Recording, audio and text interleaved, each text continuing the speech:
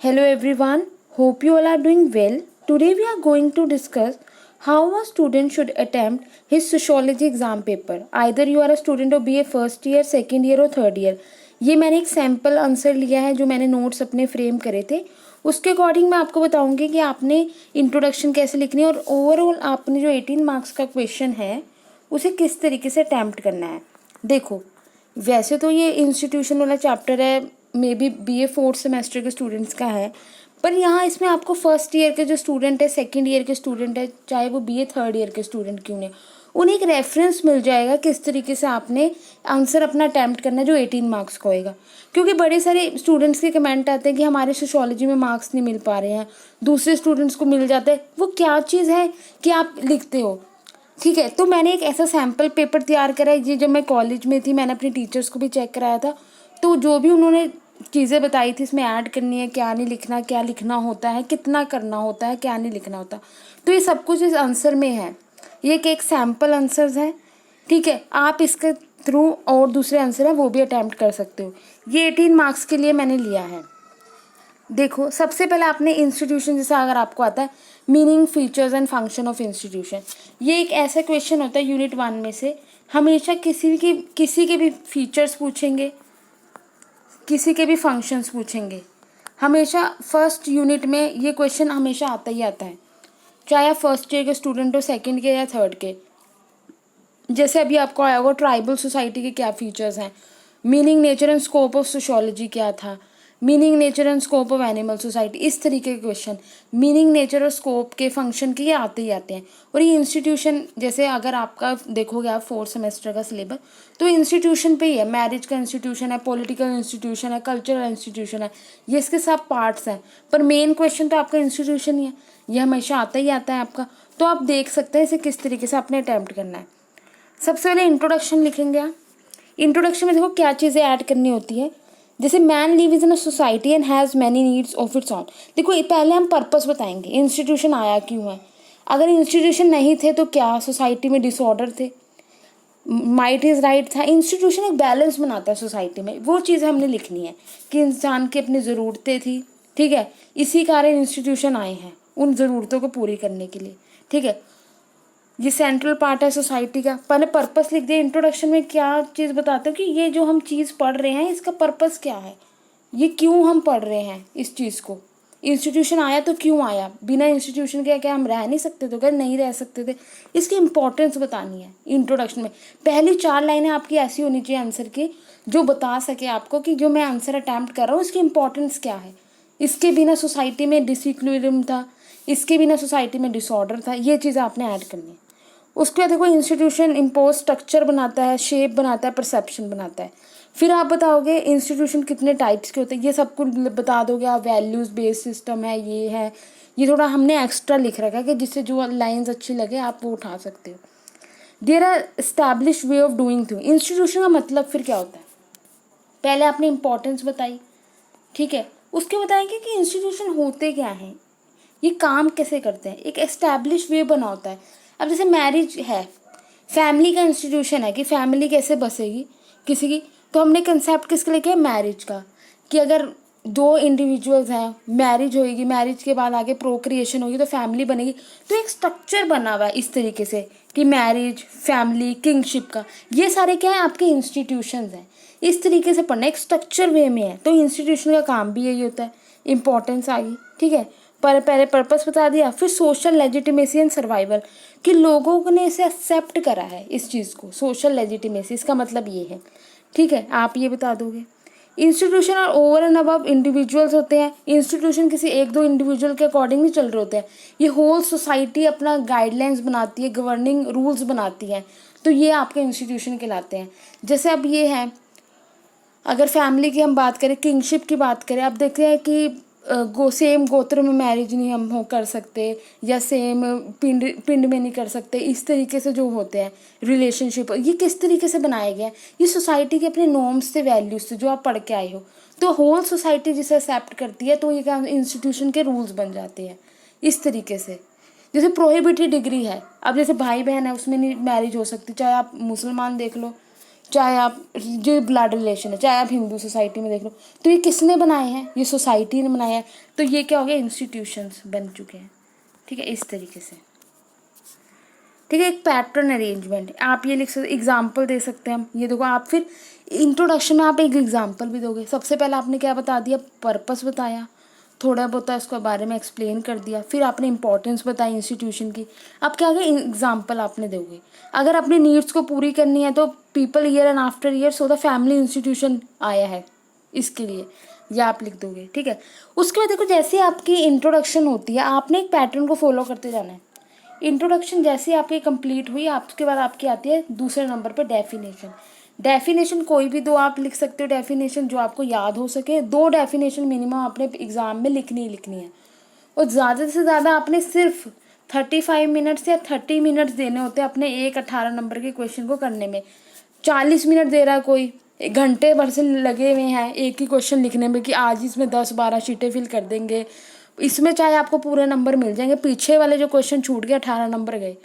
तो आपने मैक्सिमम 35 से 30 मिनट देना। इससे ज़्यादा अगर आप दे रहे हो टाइम एक क्वेश्चन पे, तो आप अपने एग्ज़ाम को इफेक्ट कर रहे हो, अपने मार्क्स को इफेक्ट कर रहे हो। ठीक है, ये आपका, ये मेरी मैम ने बताया था, इतना टाइम पीरियड ऐसे होना चाहिए।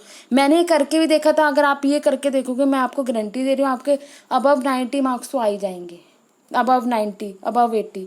या आप इस पैटर्न को फॉलो करके देखना, ना आपकी हैंड राइटिंग ख़राब होएगी, ना आपका ये होएगा कि एक क्वेश्चन ज़्यादा बड़ा कर दिया, एक क्वेश्चन ज़्यादा छोटा कर दिया। सबसे इम्पॉर्टेंट चीज़ होती है एग्ज़ाम में आपका फ़्लो, आपकी अटेम्पटेशन किस तरीके से थी एग्ज़ाम की, एक आपकी हैंड राइटिंग कैसी थी। एक क्वेश्चन को आप 45 मिनट्स, 1.5 घंटे से लिखे जा रहे हो 12 शीटों पे, दूसरे क्वेश्चन को आप अटैम्प्ट करने के आपका टाइम नहीं बचा, उसमें 2 शीटों में इतनी गंदी हैंड राइटिंग में लिखा आपने, तो ये इफेक्ट करेगा ना आपके मार्क्स को। इस तरीके से आपने पूरा टाइम के अकॉर्डिंग करना है। ठीक है, डेफिनेशन आपकी होगी। उसके बाद देखो क्या है कि फिर इंस्टीट्यूशन कैसे फॉर्म्ड हुआ, प्रोसेस क्या था इंस्टीट्यूशनलाइजेशन का, ये सारा प्रोसेस है, आप इसे देख सकते हो। कंसेप्ट आया, फिर वो हैबिट में हमने चेंज करा, फिर फोकवेज आए, फोकवेज जब लोग मानना शुरू करते ग्रुप में, फिर वो कस्टम बन जाता है, स्टिक, फिर मोर्स आ जाते हैं। मोर्स मतलब कि जब आप उस चीज़ को फॉलो नहीं करते आपको पनिशमेंट मिलती है, उसके बाद वो मोर्स आपके इंस्टीट्यूशन बन जाते हैं।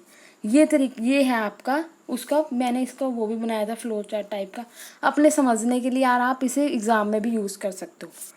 ठीक है, ये देखो, फिर इसके अंदर अंदर चीज़ें एक्सप्लेन करिए, कंसेप्ट क्या होता है, इंडिविजुअल की हैबिट क्या होती है, फोकवेज क्या होती है जब ज़्यादा मेंबर यूज़ करना शुरू कर दे उस एक्शन को, कस्टम क्या होता है जब उसकी ज़रूरतें पूरी हो जाए, एक जनरेशन से दूसरी जनरेशन को जब वो पास होता है वो कस्टम बन जाता है।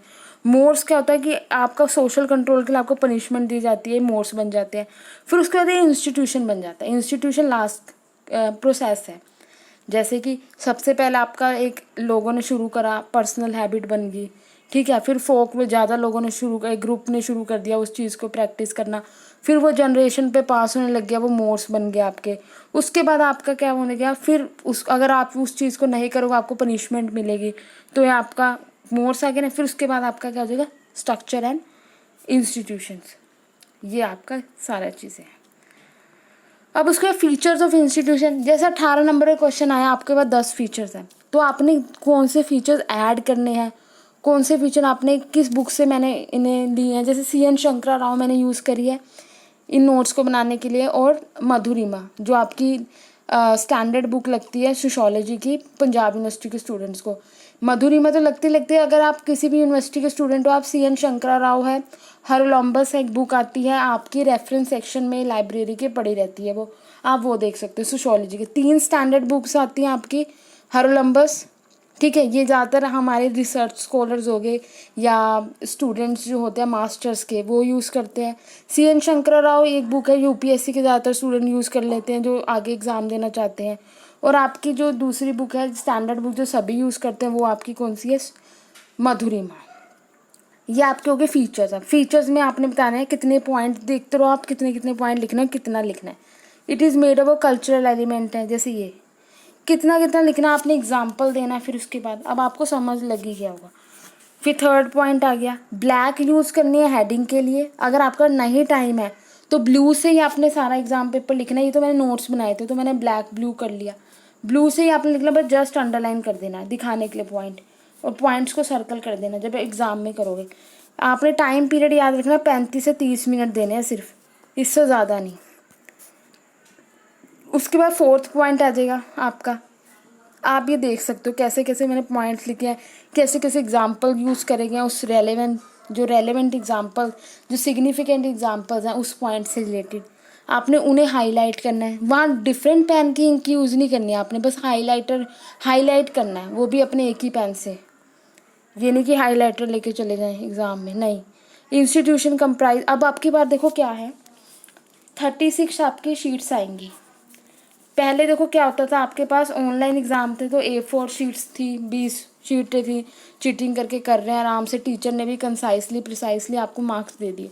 आपका 36 शीट्स है आपकी, वो जो आती है आपकी शीट हॉरिजॉन्टल है, जैसी भी हॉरिजॉन्टल है आएंगी आपकी, तो थोड़ा बड़ी स्पेस होती है उसमें, तो आपने ज़्यादा मटेरियल ऐड करना होगा अब एग्ज़ाम में, ठीक है। टाइम कम होएगा आपके पास, मटेरियल ज़्यादा लिखना पड़ेगा, तभी आपको सोशियोलॉजी हिस्ट्री जैसे एग्ज़ाम में नंबर मिलेंगे। या पॉइंट लिख सकते हो, एग्जाम्पल आपने ऐड करने हैं हर पॉइंट के साथ ज़्यादा मार्क्स के लिए। Institution has a social uses क्या है, फिर 8th पॉइंट देखो कैसे, ठीक है। 9 पॉइंट आप लिख लोगे ना, देखो मैं एग्जाम्पल यहाँ ऐड करती जा रही हूँ, या आपने नोट करते रहना है। उसके बाद देखो क्या है, फंक्शंस, थोड़े से फीचर्स बताए, फिर फंक्शंस पे आ जाएंगे। फंक्शन बताएंगे कि क्या है, ये ऑर्डर बनाता है सोसाइटी में, स्टेटस एंड रोल ऑफ, देखो अगर आपके पास सिर्फ फीचर्स आए हैं इंस्टीट्यूशन के, तो ये आपने फंक्शन हेडिंग यूज़ नहीं करनी है, यहीं से आपने 11-12 पॉइंट बनाना शुरू कर देना। ये फंक्शन आपके फीचर्स में चेंज हो जाएंगे, ये नहीं कि 10 पॉइंट के बाद की बुक में तो थे ही नहीं, 10 पॉइंट के बाद आपने कंक्लूजन लिख दिया, नहीं। ये फंक्शन आपके फीचर्स बन जाएंगे, फंक्शन की हेडिंग आपने नहीं लिखनी है, सीधा आपने 11th-12th पॉइंट से स्टार्ट कर देना। आपने मिनिमम 18 या 17 पॉइंट्स लिखने हैं 18 नंबर के क्वेश्चन में प्लस कंक्लूजन, तभी आपको 18 में से 16 या 15 नंबर देंगे सोशियोलॉजी के एग्ज़ाम में। ये सोच के जाओगे 10 पॉइंट लिख देंगे 18 नंबर के क्वेश्चन में, तो भूल जाओ, फिर आपको 11-12 नंबर ही मिलेंगे सिर्फ, या 9, ये चलता है फिर चेकिंग का पैटर्न। फिर आपने इस तरीके से लिख दिया, ये जैसे मैंने मैम से पूछा तो उन्होंने सही कराया था। ये देखो इंस्टीट्यूशन मैंने लिखा था can help in social change, तो उन्होंने बताया था institution tend to change according to the changing need, कि कैसे चेंज होते हैं, जैसे जैसे ज़रूरतें चेंज होती है वैसे वैसे इंस्टीट्यूशन चेंज होते रहते हैं, वो न्यू फॉर्म करते रहते हैं। जैसे मैरिज है, पहले होता था मैरिज इस तरीके से होगी, अब आर्टिकल जो आपका है सेक्शन 376 है जो भी है, वो चेंज आपका अंदर आया। लॉज जैसे चेंज आते हैं तो वैसे इंस्टीट्यूशन में भी चेंज आता है। होमोसेक्सुअल मैरिजेस की बात करते हैं हम, तो इसलिए जैसे जैसे चेंज आता है वैसे वैसे सोसाइटी में, लॉ में जैसा चेंज आता है तो इंस्टीट्यूशन में भी चेंज आता है। या आपने ऐड कर देना इस तरीके से point. Maintain cooperation among man, उसके बाद आ जाता है आपका फीचर्स में आप नॉर्मेटिव एस्पेक्ट ऐड कर सकते हो, आपके अब कम है पॉइंट तो, ठीक है। नॉर्मेटिव एस्पेक्ट मतलब क्या होता है कि इसमें कुछ सर्टेन नॉर्म्स हैं उसके बेस पे चलता है, ठीक है। रिलेशनल एस्पेक्ट है कि एक इंस्टीट्यूशन दूसरे पे रिलेटेड है, फैमिली का इंस्टीट्यूशन मैरिज पे रिलेटेड है, मैरिज का किंगशिप पे, इस तरीके से relative. Institution serve as yardstick for social, ये देखो क्या लिखा हुआ है, institution based norms and these norms are some extent rigid and these institutional behaviour.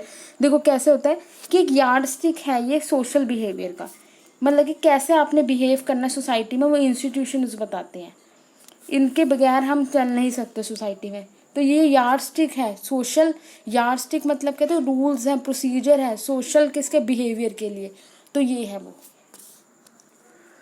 उसके बाद देखो चेंजेस कैसे आए, अर्बनाइजेशन कैसे हुआ इंस्टीट्यूशन का, चाइल्ड केयर सेंटर बन जाते हैं, स्कूल आ जाते हैं, हॉस्पिटल, ओल्ड एज होम, इस तरीके से ये सारे जो इंस्टीट्यूशन बने इन्होंने चेंज करा है इंस्टीट्यूशन को। इंस्टीट्यूशन देखो ये मतलब नहीं है, सबसे पहली बात है इंस्टीट्यूशन अगर आप पढ़ रहे हो, आपको ये पता नहीं कि बिल्डिंग नहीं है इंस्टीट्यूशन है, क्या सोचोगे एजुकेशनल इंस्टीट्यूशन की बात कर लेते हैं हम, हॉस्पिटल की नहीं।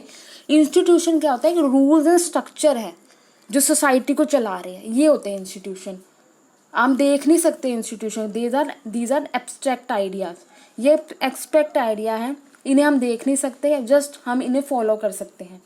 जो आप सोच रहे हो इंस्टीट्यूशन एजुकेशन इंस्टीट्यूशन है, ये दूसरी है, तो बिल्डिंग्स की बात कर रहे हो आप, जो इन बिल्डिंग्स को चला रहे हैं वो होते सोसाइटी के नॉर्म्स, उन सोसाइटी के नॉर्म्स को हम इंस्टीट्यूशन बोलते हैं, ठीक है। उसके बाद देखो ये सब कुछ चेंज आया है, अब आपके पास आ जाता है कंक्लूजन। कंक्लूजन आपने इस तरीके से लिखना, देखो ये आपका कंक्लूजन है। कंक्लूजन में आपने इंस्टीट्यूशन के बारे में थोड़ा सा बता देना है, किस तरीके से आ गया है ये इंस्टीट्यूशन। उसके बाद देखो ये एक फार्मूला से मैंने बनाया था थोड़ा इम्प्रेसिव करने के लिए आंसर को, कि सोसाइटी में अगर इंस्टीट्यूशन ना हो, सोसाइटी माइनस इंस्टीट्यूशंस, तो डिसइक्विलिब्रियम या डिसऑर्डर आ जाएगा सोसाइटी में। ये आपका था मीनिंग, फीचर्स एंड फंक्शन पे क्वेश्चन इंस्टीट्यूशन के। अगर आपसे फंक्शन नहीं पूछे तो फंक्शन वाले पॉइंट ही फीचर्स में आ जाएंगे, अगर आपसे फीचर नहीं, फंक्शन वाले पॉइंट, फीचर्स वाले पॉइंट फंक्शन में आ जाएंगे। इस तरीके से आपने लिखना है। मिनिमम आपने 18 पॉइंट्स लिखने होते हैं, और प्लस आपने कंक्लूजन भी इसमें लिखना होता है ज़्यादा मार्क्स लेने के लिए। ठीक है, होप आपको वीडियो अच्छी लगी होगी। चाहे आप BA फर्स्ट ईयर के स्टूडेंट हो, सेकंड के या थर्ड के, पैटर्न आपका यही है। इंट्रोडक्शन, डेफिनेशन किस तरीके से लिखनी है, पॉइंट को कैसे रेलेवेंट चीज़ें ऐड करनी है, ये चीज़ें आपने आज सीखी है। अगर आपको फिर भी कोई डाउट होता है तो आप मुझे कमेंट सेक्शन में पूछ सकते हैं। Thank you very much. अगर आप चैनल पे न्यू हैं तो प्लीज़ चैनल को सब्सक्राइब करना। अगर आपको वीडियो अच्छी लगी तो इसे लाइक करना। Have a nice day.